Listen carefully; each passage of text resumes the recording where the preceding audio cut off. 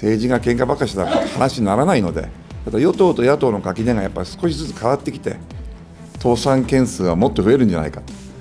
有効性のある手立てを打たないと、即効性のあることをやらないとダメだと思うので、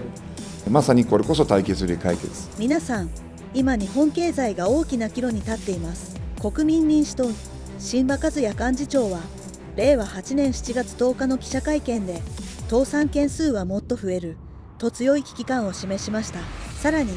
今できる対策をすぐにやらなければならない、即効性のある手立てが必要だと政府に対して迅速な対応を求めています。一方、国会では皇室典範改正や副首都法案をめぐり、与党と野党が歩み寄る新たな動きも見られました。榛葉幹事長は、政治が喧嘩ばかりでは話にならないと語り、対決より解決という姿勢を改めて強調しています。今回の動画は、日本経済への警鐘と国会で起き始めている政治の変化について、会見の発言をもとに詳しく理解できる内容です。日本の本当の試練は、ここから先にあるのかもしれません。はい、金曜日になりましたので、定例記者会見を始めたいと思います。いよいよ国会も残すところ1週間になりましたが、生みの苦しみですが、やっと今日ですね、いわゆる皇室典範の改正案が、衆議院の議院運営委員会で、を通過し、たった今ですね、本会議を通過をして、無事成立をしたということを確認してまいりました。自民、維新の与党に加えて、国民民主党、そして中道、参政党、れいわ、チーム未来等々もですね、賛成に回ったということで、共産党さんは反対ということで、おおむね、ハウスの衆議院のですね、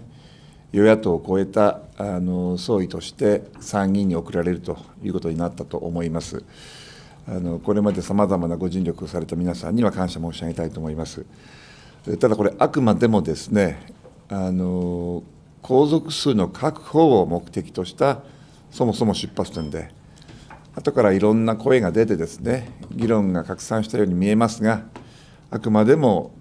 今16名まで減った皇族の皆様の数、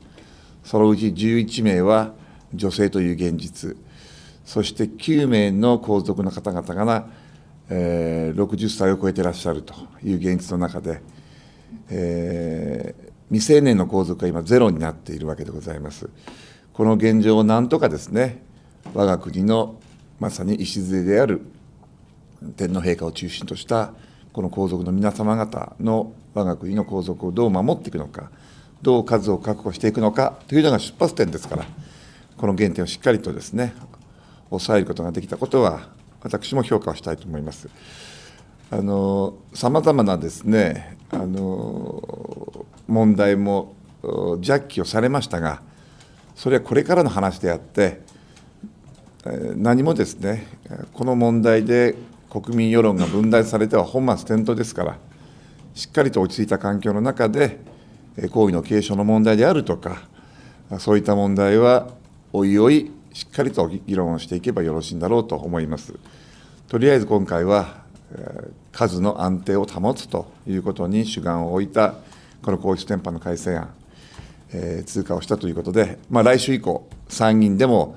参議院では特別委員会で議論されると思いますし、今日のようにですね、広く国民の皆さんにテレビ中継を通じてですね、共にこの問題を共有していただくということになろうかと思いますので、落ち着いた誠実な環境の中で、参議院は特別委員会、そして本会議と、残り1週間の中でしっかりやってほしいと思います。加えてですね、参議院はまだ、今日閣法が何本か通りましたが、まだ十数本残ってます。参議院は火曜日と木曜日が委員会の定例日ですので、ここまで言うとあと2日間しかございませんが、残りの法案、会期内に仕上げられるかどうか、どうやら厚生労働省関連の閣法がですね、いっぱいいっぱいということですが、与野党の国対やですね、司の皆さんで工夫をされるのか、できなければどうするのか、それは政府も考えることでしょうから、見守っていきたいと思います。加えて、この皇室典範の問題が、表に出ました、前に出ましたので、残りは議員立法がいくつかありますね。我々も出してますし、注目されているのは維新さんの副首都法案、これに対する対案も我々は出しております。つい先ほどですね、自民党の萩生田幹事長代理や維新さんの方からも連絡がありまして、ぜひですね、共にこの皇室典範やりきったので、次は我々の副首都法案、国民民主党さんも対案を出していらっしゃるので、どこまで歩み寄れるのか寄れないのか、少し政調のですね、現場で、話し合いをさせてもらいたいという、大変前向きなご意見があったので、ぜひということで承りまして、今、浜口誠政調会長が窓口になって、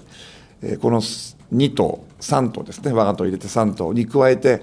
実は公明党の西田幹事長からも、公明党もですね、修正をお願いしたいところがあるけれども、それをクリアされれば、公明党としても賛成できる点が多々あるので、我々もこの交渉に加わりたいというお話があり、おそらくもう月曜日が迫ってますので、今日の午後のどっかのタイミングでですね、4党の政調の担当者が話し合いに入ると思います。ぜひこれを見守ってですね、維新さんも譲れるところ、譲れないところあると思いますし、国民民主党も特別市の問題で主張しているところ、で公明党さんも公明党さんでご主張されている点があるので、歩み寄れるところは歩み寄り、政調の現場でですね、少し議論をしてほしいというふうに思います。時間やタイミングは政調の皆さんが交渉されていると思いますので、今日、明日、明後日月曜日と日がありますが、建設的な議論をですね、与野党を超えて、衆参またいでやっていただきたいというふうに思います。月刊ファクターの宮島です。はい、宮島さんどうも。G の副首都法案にですね、公明党がそこに入ってくるというのはですね、なかなかちょっと僕的にはね、過去なかなかですね、この問題について維新は公明は難しいと思ったんですけど、やっぱりこちらのですね、国民党の幅を広げたり、同時性反対とかで、過去にいろいろ政治改革なんかで一緒やっておられましたね。だからやっぱりある意味で自公に対して、榛葉さん、西田さんの関係を含めましてね、ここはやっぱり少しでもいいものを作ろうっていうある程度のそのラインでの話があるからこういう形になったのか、どのようなお話があるのかですね、特に西田さんとの関係を含めて少し伺いたいんですけど、なかなか乗ってこないんじゃないかなと私は思ってたんですけどね、そこはどうなんですかね。敬愛する宮島先輩ですけど、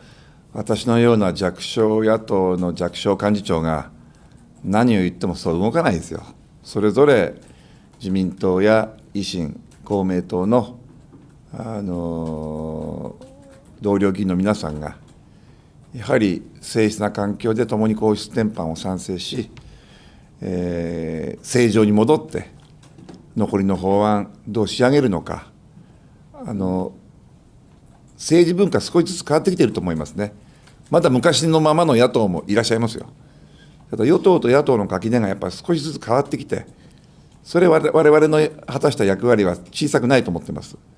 つまり与党と野党の垣根を越えて、やっぱりお互い譲歩して成案を見る努力をする。とりわけ30年間国民がこれだけ苦労を強いられてきてですね、政治が喧嘩ばかりしたら話にならないので、そういった意味では、残りの1週間、副首都法案は、その中身ではなくて、やり方が乱暴なので、一瞬空転したので、これはまさに自民、維新、そして国民、そして参議院しかありませんが、公明党さん、ここがですね、やはり知恵を出し合うっていうのは、私は悪いことではないと思ってるんです。期待したいと思います。仮にこれがですね、コンセンサスが得られなくても、その方向に向かって共に汗をかき、話し合いをするという、この舞台そのものが大事だと思うので、しっかりと見守って、できればまとまるといいですね。はい。